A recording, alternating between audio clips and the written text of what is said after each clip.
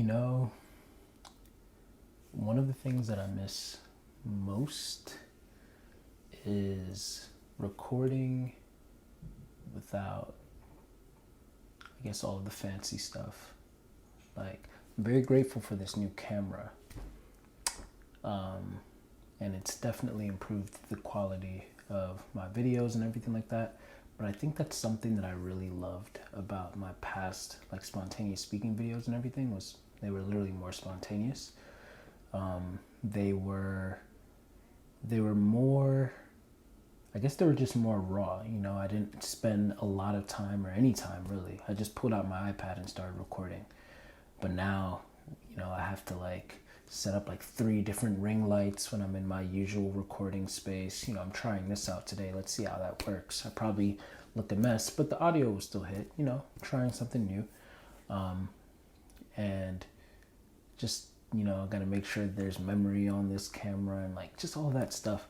I miss not having to do all that, but alas, we're going to try this. What's up, everyone? I guess, just to be formally whatever, if you don't know me, my name is Denzel Mensah. I'm an ENFJ, 9-wing-1, social sexual. I'm also a life personal development and relationship coach. And today, I don't have my thoughts organized. So bear with me. Like I said, I'm not even in my normal recording space, but stuff has been just ringing through my head, and being the type of person that I am, which is going to be the ironic thing about the whole thing I'm going to be talking about today, I just thought, you know what, maybe there's other people that also struggle with this, and maybe this will be enough vulnerability from me that can help those other people. So I'm hoping that at the very least that's what it serves. So that being said, I made a video a few years ago on this thing that I like to call the ENFJ God complex. Now, if you know me, you probably already know that I personally really actually don't like representing all ENFJs. The reason why is because I see so much nuance in how ENFJs show up. Like, we're all using the same functions and the same function stacking, but man, the way that some other people use their SE tertiary versus how I do, the way other people use their NI, the way some other people use their FE, it's so interesting to me. How we can be the same type, but we operate in different ways. You know, we focus on different things. So yeah, when I made that video, when I make any videos pretty much having to do with the ENFJs, I'm always hyper aware that there's going to be some ENFJs, or a lot of ENFJs maybe, that are going to probably comment, or won't even comment. They're just going to dislike, or, you know, just think to themselves, like, oh, I'm not like that. And it's like, dang, you know. So I guess all that to say, I can really only talk and speak for myself, but if you happen to be an ENFJ, then maybe you can relate. And this isn't just an ENFJ thing, but as an ENFJ, this is my experience. And I feel like I could see other ENFJs potentially dealing with this. So let me just talk. Like I said, I don't have no notes today, so sorry about the rambling, but I'm gonna get to my point, I promise, eventually. Talk about the ENFJ God complex. And the ENFJ God complex essentially is this idea of knowing or feeling like you know what's best for the people around you. Now, of course, there's some, you know, in my own bias as an ENFJ, there's some validity there. Because when you've spent pretty much your whole entire life focusing on what's best for other people, eventually you do get pretty adept at that. Now, will that mean that you never miss? No, absolutely not. And does that mean that that gives you the right to make decisions for other people, even though they might not want you to do that, even though you strongly feel that if you were to do it, they would be happy afterwards? Unfortunately not. This is me talking to myself. But with that God complex, there's another side to it. And that is when the ENFJ, more specifically when I feel like I've messed up in an area that I should have known better in. So the God complex for me comes in, okay, when it comes to not hurting people's feelings, when it comes to using tact, when it comes to relationships, friendships, how to navigate them, everything interpersonal, I got this. I know how to keep secrets. I know how to not be judgmental. I know how to say truths in a loving way. I know how to carry myself in a manner that actually is of reverence and respect. But the times that I don't, and especially the times when another person who's close to me, like maybe my wife, most of the time my wife, points these things out to me, or I see it for myself, it is so embarrassing. I mean, it is incredibly embarrassing. And not just embarrassing, but it's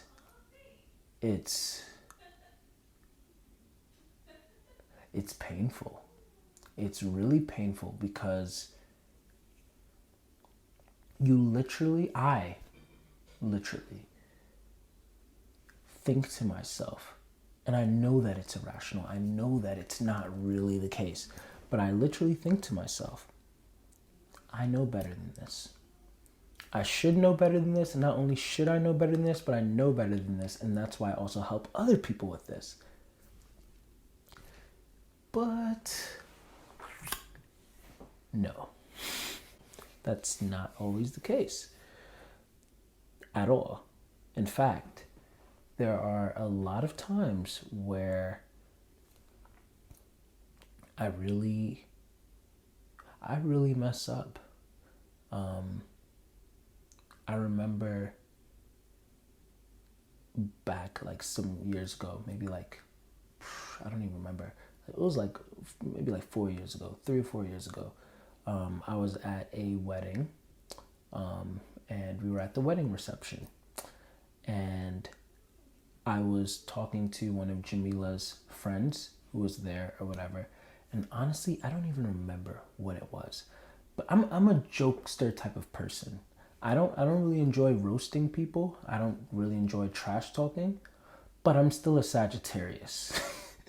And with that, I've been seeing more and more over the years just how much I like to poke and tease and prod and stuff like that in a joking way. Everything to me is a joke. I make a joke out of everything, even my own stuff.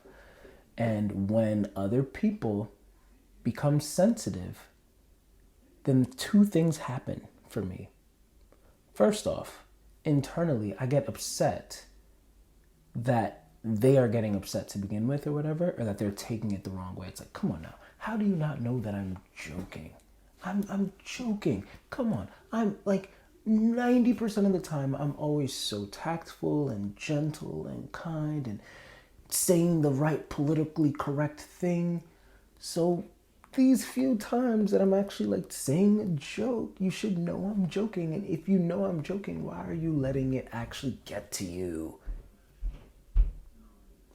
But then there are other times where, well, not other times, but in that same time, the other half of me is essentially like, dang, Denzel, you should have known better. Denzel, you really should have known better. Denzel, you should have never said that. Now this person's feelings are hurt. And you can't be mad at them for having their feelings hurt. As a matter of fact, you being upset, even if they don't know that you're upset at them, you being upset at them and thinking that they're overly sensitive or whatever, come on, you know better than that too. That's just another way of you rationalizing and justifying whatever you've done.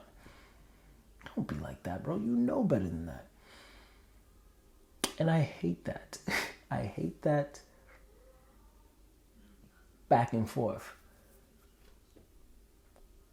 Because then with that, sometimes I really don't know when my own feelings are valid. Because I can so easily see the other person's perspective, the other person's point of view. There are times when, I upset Jamila, for example. And she has, or maybe even if it's just like a misunderstanding, even if it was just a joke or something like that, she goes to vent to somebody about it, and then it's like maybe we talk it over or whatever, and she's like, oh, I didn't know that that's what you meant, or like boom, boom, boom. Or, oh, I totally misunderstood the situation. Or she understood the situation correctly, but I just didn't know because I never intentionally tried to hurt her. But when I find out, like, dang, oh, shoot, my joke really went a little bit too far, whatever, my bad. Seriously, I sincerely apologize or whatever. Then it's like, okay, everything's patched up, everything's good. But then it's like, wait, you told who about it? The person who might not already like me? Or the person who, and now all of a sudden my persona, my image management or whatever is, damn, why you had to go talk to them about it? But at the same time, it's like, then my mind is like, come on, Denzel, come on. You can't get mad at her for going to vent in those types of moments. You definitely vented to other people about certain situations. You think that you're the only person who has the openness to be able to go and vent to someone. She's supposed to keep everything to herself. No, she was feeling some type of way, so she had to go do it. Shoot, even right now, I'm just thinking like, you're venting to a camera, Denzel. There's way more people that might watch this. Granted, there's also potential that not many people watch this. My videos are always a hit or miss. It's okay though. I'm still posting them. But yeah, those thoughts always strike me. Because then I'm like, I always choose the route that's like, no, I can't be mad. Or at least I won't express the anger. Enneagram 9, that's another issue there. So then it's like, I rationally understand why you went to go vent. Even if you chose somebody I probably wouldn't have wanted you to go vent to. But I understand. I'd rather you do that than, keeping it to yourself, bottling it up, and then something happening or whatever like that. Even if we were going to fix it, within the next half hour. But still, I don't want you to feel trapped or whatever like that, so I get it. But, I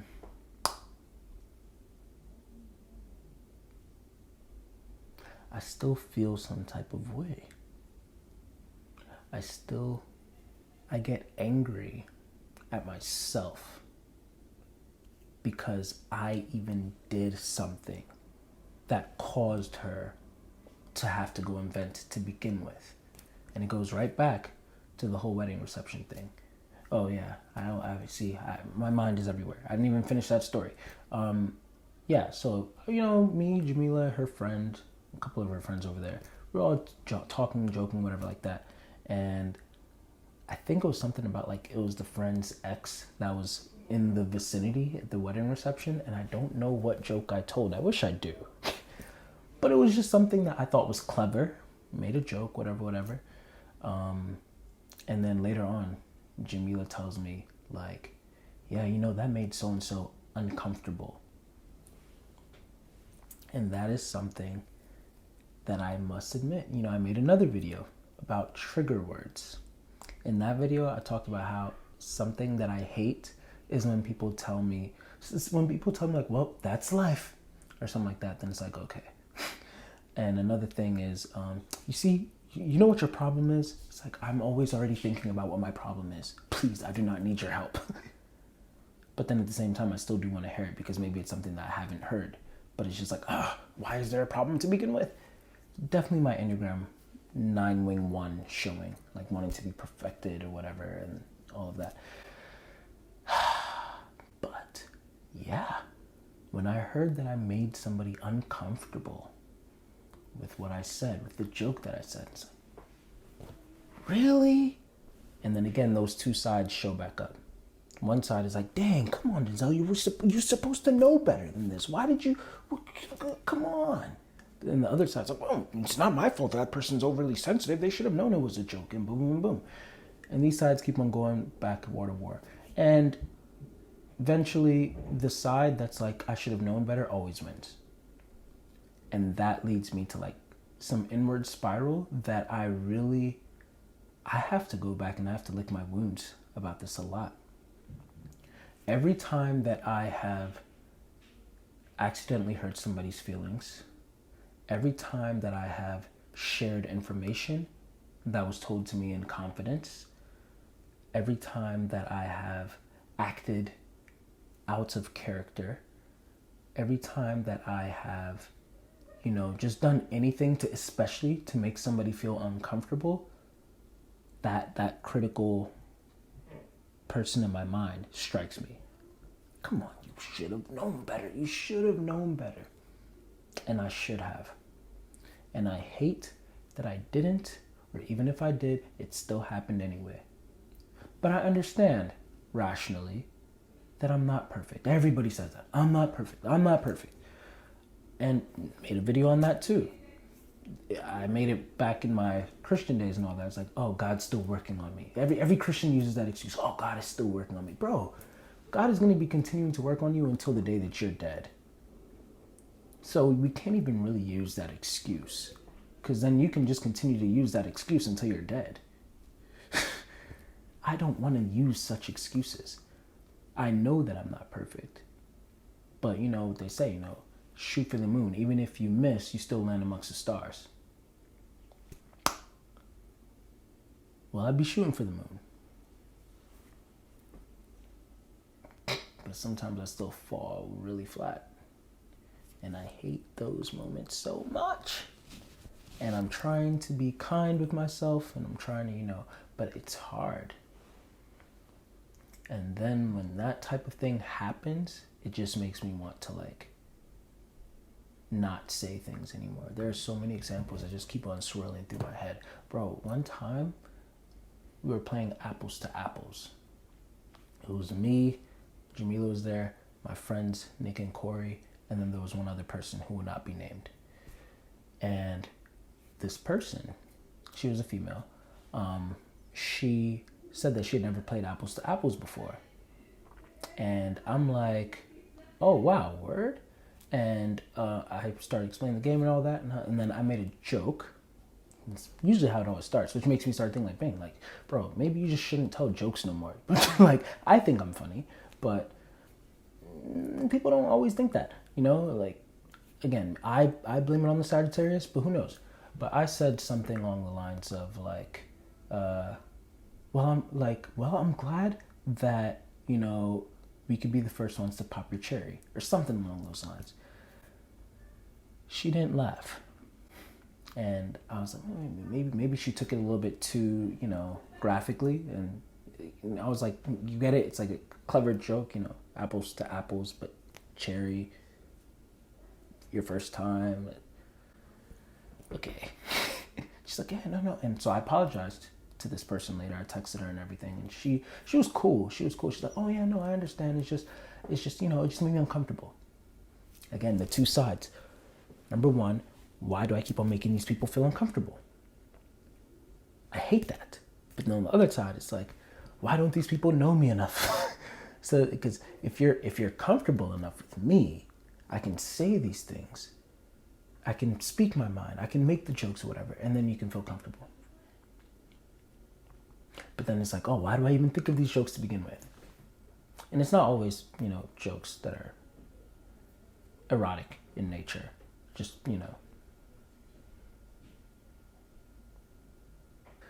Okay, all of that to say, I think with the God complex, that is just a very painful thing to sit with at times. When I mess up, it's the worst. And it's very hard to forgive myself for it. Because, again, it all comes down to that God complex of I should know better. If somebody else accidentally tells a secret, if somebody else says a joke that's not out of place because they didn't read, that's out of place because they didn't read the room properly, or that's understandable. But not me. I should know better than to say such jokes. I should know better than to have said something that's invalidating. That's another thing that I've been dealing with. I have an INFP friend of mine who has really been reflecting myself back to me. Like, what? I've never dealt with somebody who's always telling me that I'm invalidating them. She's probably going to watch this too. And it's funny. We're cool. So, she'll probably laugh about this, but it's taken a lot of work to get over here. And it's just like, I'm still working on myself for sure. God is still working on me. But it's like, man, I would have never thought that people would, or someone would think of me as like repeatedly like invalidating their experience. When in my head, I'm like, oh, I thought I was really good at validating people's experience. And I thought I was really good at, being tactful and gentle and all this stuff. And that sucks. But then it's like, okay, as you work on that, does that also mean that as you're holding back certain jokes? Because it's like, bro, if I think of something clever, even if it's erotic, even if it's inappropriate, whatever, it's like something in me is like, bro, you have to say this. You have to say this. And maybe I don't. But then if I don't say it, does that mean I'm just not with the right people? Or does that mean that just certain things shouldn't be said anymore? Does that mean that I'm withholding myself and not living authentically in some way? I don't know. So yeah, I don't know. I'm not perfect, y'all. I said this in many videos. Said this in my the problem with pedestals video. Said that in my shadow work video that I did last year. Last year definitely showed me I'm not perfect in many ways. But yeah, just a lot of things recently have just been accumulating. And today I feel like was just a cherry on top that I was like, I need to process this. And I'm still processing it right now. But I thought that while I'm here, I don't have the answer to this yet. I should at least take advantage and speak in a raw manner to you. So let me know if you want, if you relate, if you have an answer for me, if you have gentle, constructive criticism maybe, feedback, advice, all of that. If you've experienced this yourself, I would love to know, because I am genuinely somebody who's always working to be a better person.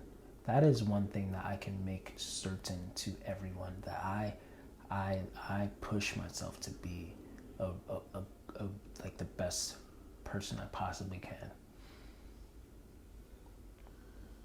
But it's difficult when I fall short of that. Yeah, like I said, I don't have the answers, Sway. So yeah, leave comments, questions, concerns. Let me know what y'all think. Thanks for taking the time to watch this video.